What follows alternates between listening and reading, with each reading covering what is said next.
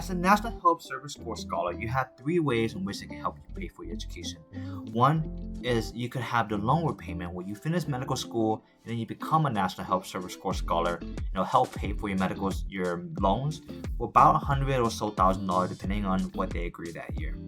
Or you could be a scholar during medical education like me, where I applied for the scholarship before or during the beginning of my medical school education, and it has paid for my entire medical school education, tuition. It had to pay for a lot of the fees that I had to travel back and forth for all of my training. It paid for my health insurance, and it even gave me a monthly stipend so I could live off of, and other reasonable costs or just more money for me to pay for schooling and fees and testing. So it paid for essentially everything. I barely had to take out any loans. Well, that's where a student loan comes in, right? There's a variety of student loans. Ideally, you want to always work with federal loans before you do private loans, but you can take out student loans where you take out that money to help pay for your medical education, and then you pay for it later on when you are done with medical education and you start having a job, which you will most likely always do after having a medical school education as a resident. Well, a few things is don't be afraid of going into medical school, being a physician, or pursuing that healthcare related program that you want because of financial expenditures.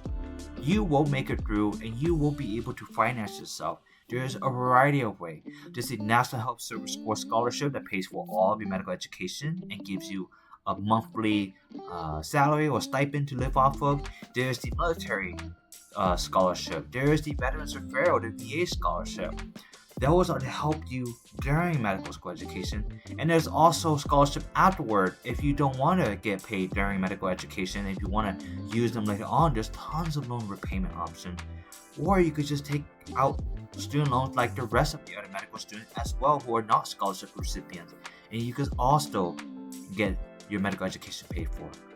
And as a physician, later on when you are done with your medical education training, you will be able to pay off your loan.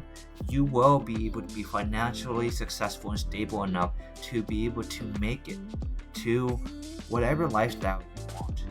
So never let financial barriers be something that prevents you from getting your medical education. Being the physician that you want to be, being the physician that we need in our community.